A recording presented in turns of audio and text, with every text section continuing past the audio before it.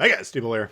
Today we got an early look at the Strasbourg, the Tier 6 French premium battleship, first Tier 6 French premium battleship in World of Warships Legends. I got Dunkirk.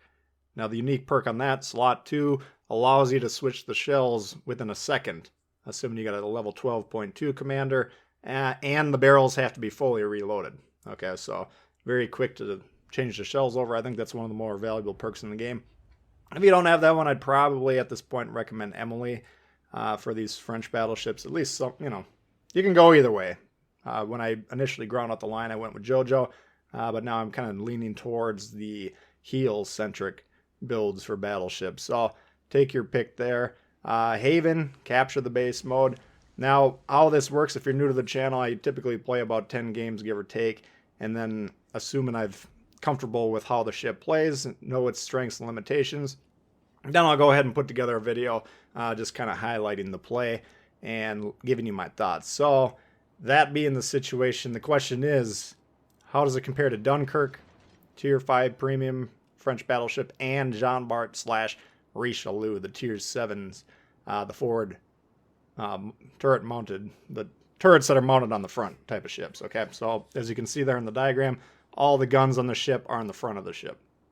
Okay, so armor-wise, more closely resembling the Dunkirk. In fact, it's got the same armor thickness on the sides. Turrets more heavily armored, okay? And that is one of the weaknesses of these types of French battleships. They got flat-fronted turrets, and that allows good, reliable penetrations, and they get knocked out quite a bit.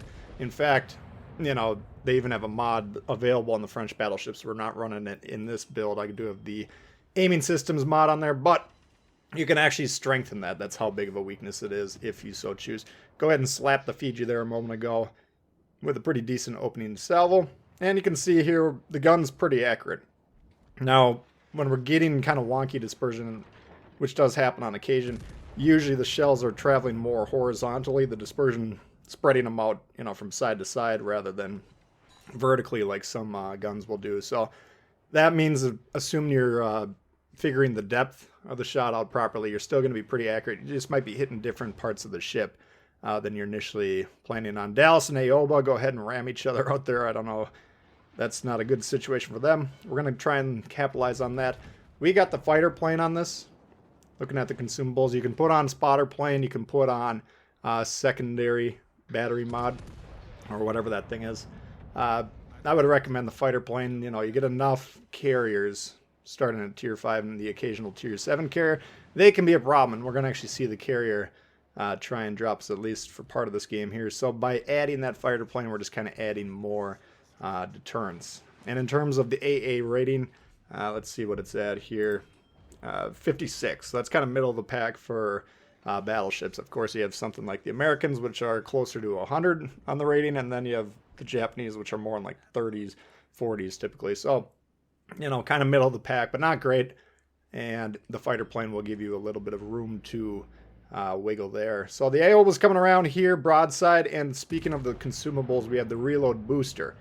Now, if you didn't have so much low, or if you had more health there, we probably would have popped the reload boost on the pull of the trigger. Okay, but since we had them low and we had a nice broadside shot, we held onto it. Now we see the Fijis flushed, and now we pop the reload booster, and you can see how quick those guns reload. And this is an excellent tool whenever you get a chance to get some broadside targets, especially if you're setting up some sort of ambush. You pop the reload booster, your shells are back in the barrels soon, and you're dealing huge damage. So we go ahead and take out 2 cruisers there in the span of, 10-15 seconds. Quick removal of those ships, which is great because they're actually out of cruisers at this point in time in the game. So that's problematic for the team, no doubt. And you'll note a lot of times when we have incoming shots, I don't know if you noticed there, but we turned our turrets to the left, locked them to the left, and then let these shells approach us. That means those shots coming in, and we're popping the fighter plane here, you'll see that in action. But when those shots are coming in, if they're hitting the flat-fronted parts of the turrets, easy to penetrate, easy to do damage, easy to knock those turrets out. But by turning the turrets, and this is a play you can make in the Russian battleships, French battleships, very useful. And it actually works on all of them, but a lot of the other battleships, the turrets are a little bit more sturdy than these ones. But you'll note, we often do that. I'm not going to point it out every time, but you can keep an eye on that as you will. Now, steering on this, the rudder shift 11.5 without the prop, and that's good. That's above average. A lot of my battleships probably have the prop mod. I do it about half rudder shift, half propeller. And the ones, I like to shoot for just above 10, 11, 12, somewhere in that range. And that means we can put the propeller mod on here, and that'll allow us to start and stop a little bit quicker, which is really good for these forward-facing type of battleships. We can kind of control our position next to these islands. You can see whenever we got more threats coming to the right-hand side now, we move back. That allows or disallows the people to the northwest to continue to fire at us, and that way we can focus on one target at a time. So New Mexico coming around, you can see on the map he's mostly pointed at us, just shy of a 45-degree angle on the screen. But we're going to go ahead and aim up here. We're not going to aim at the belt because the shells will skip right off the ship there.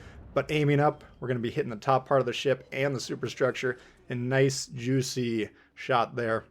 No ricochets, in fact, even at that angle. So keeping an eye on the surroundings here. The carrier, we're noticing no planes in the air, I don't believe. I think he put his controller down. Probably had to go buff his Dewey or something. So we're not going to get any more carrier support for the rest of the game, which is a problem. Both teams do have the destroyers, however, but our destroyer is kind of on the other side of the map. In fact, we don't have a lot of great support. We do have one battleship coming back over here to help out. So we're getting plane spotted. That means these guys can shoot at us. We don't have a line of sight at that American battleship in front of us now. So considering moving into him, but of course we don't know where that Leon is. That's the ship broadside to us to the northwest, last seen. He might have a crossfire shot, so we got to be careful about moving forward here. I also don't want him to get so close that if we whittle his health down and, we're beating him in terms of trades, he might be tempted to ram us if he gets too close. So we want to be keeping an eye on both of these things.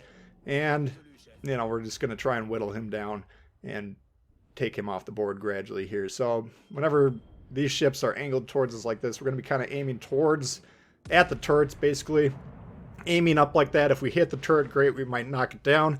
We might reduce its HP, but if the shells go over, then we're usually going to be getting a lot of shots into the superstructure, which is good, reliable backup damage. If he remains angled like this for a while, you can see there we switch over to the HE. You're going to still do some damage to the turrets there, but now we might be getting some fires like we did there, and a little bit more reliable damage. Okay, the max damage goes way down with HE, of course, but the occurrence, the frequency of the damage goes up. Okay, so we're just paying attention to the enemy's angling, and that's the beauty of that slot 2 perk. Okay, we can switch those shells on demand. Now, Gajimata, the enemy destroyer, he was last seen, he's basically pointing at us last seen here, so I'm kind of worried about coming around here. I'm trying to set up an ambush on this battleship, so when he comes around the island, we can slap him in the sides, point blank range, hopefully kill him, but I'm worried about this destroyer having snuck up on me very close here at this point in time and setting up an ambush. And look how close the smoke is right here. This will make me really nervous. Now, we're not getting spotted currently, but it actually looks like the smoke's kind of expanding right in front of us there. So I believe he's very close to here, or close to us at this point in time. Trying to decide, what are we going to do? Are we going to slap this battleship, or are we going to try and avoid a potential ambush, or even attack the destroyer? If the situation arises. You see the Leon did pop up, so he did traverse all the way to our north, so he's not currently a threat. Don't have a shot at the destroyer. New Mexico coming around, very angled. Look at the map. So once again, we raise up the shot. Shot him in the nose, trying to hit those shells under the guns. We could potentially knock out the guns. And we got some nice, reliable damage once again. So as long as you're aiming properly, you know where to aim on these ships. Depending on their angling, you can get good, juicy damage with these shells, okay? And this isn't my highest damage game in this, but I thought it's a pretty well played Haven game, one of my more favorite maps in the game. There where you saw we did knock out the turret there, and that's, again, we're targeting those turrets directly, especially if they're pointing towards us. That's when we're going to get the best penetration on those shells. So he's pushing into us now. He might be thinking ram. We're backing up. We do have support from the team, whittling him down, and I'm also thinking about Leon at this point in time because he's closing in to the northeast at this point in time. Once again, we'll be aiming at those turrets. If we knock him out, he can't deal damage to us. That's a win. Or if we don't, then we do damage to the superstructure and down. He went there. Leon coming around now. This is a bit of a problem. He's well angled as well. He flashed the sides a little bit, but we didn't get much damage in that instance on this one. So we're going to try and close in on him. Once again, very nervous about this left side of our ship here with the destroyer on the loose, unspotted for long periods of time. He might be right by us. He might be launching these deep water torps. And that's kind of some of that horizontal dispersion that we were talking about a moment ago. The Owen continues to close in here, and any moment now we're going to see... There's the deep water torps, okay? And they can come out of nowhere pretty quickly. Go ahead and launch the plane there at this point in time. We're not really fending off carrier at this point in time. We're not really needing to spot ships necessarily, but I only saw one salvo of torps there. Maybe I missed it, but I was putting the plane out there just in case another salvo comes through. There we got the high caliber and knocked out the gun. Once again, we don't have to hit the gun directly. We can hit the barbette below it, I believe it's called. Little stem, I like to call these things, internally in the ship. Basically what the turret's mounted on, and you can knock out the guns that way. So we were intentionally aiming for the guns a lot in those exchanges, and this is what you should be doing in these close quarter battleship fights, okay? Because if they can't deal damage to you, period, or if you knock out half their turrets that can currently fire at you, that's a 50% reduction in their ability to hurt you. Okay, so reliable strategy, good strategy, and again, you'll be getting some ancillary damage by any shots that are missing the turrets themselves or whatever the shot you're aiming for. Now they go ahead and take the carrier out, and we go ahead and say capture the base. They're going to actually do that, and now what are my options? Okay, I can either go towards their base once again. Everyone on our team can go towards their base, and we're probably going to win because we do have the guys that are right next to their cap that are actually going to go on it. But let's say they're screwing around, or let's say that carrier is still way out there and they're chasing the carrier rather than getting on the base. If I take 4 or 5 minutes to go over to the base myself, meanwhile, nobody's defending our base, their destroyer slips on, we can lose a game. You can lose games where you're up 7 ships very easily. It happens all the time. So we elect to go back towards the base just as insurance, okay? There's no strategic value for us going onto the base. That we already got guys capping the base. They're doing a great job actually getting on the base, which is a sight for sore eyes.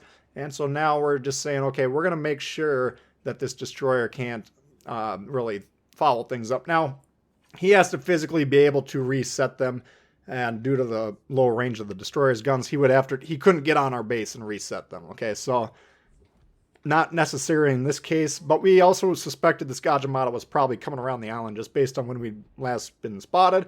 And we do go ahead and load the HE there, blast him there, and take off about just shy of half his health. Pretty decent little blast there. And now we're going to try and close in on him. Tier 6 battleship. We do have the slot 3 mod that allows us to pick him up within 3 kilometers. Proxy spot as opposed to 2. If you get within 2 kilometers of any ship on the enemy team, you both will spot each other automatically. Tier 6, Tier 7 legendary battleships all have the option to put a mod on. It's, can't remember the name off the top of my head, doesn't really matter. Most battleships, it's the only option.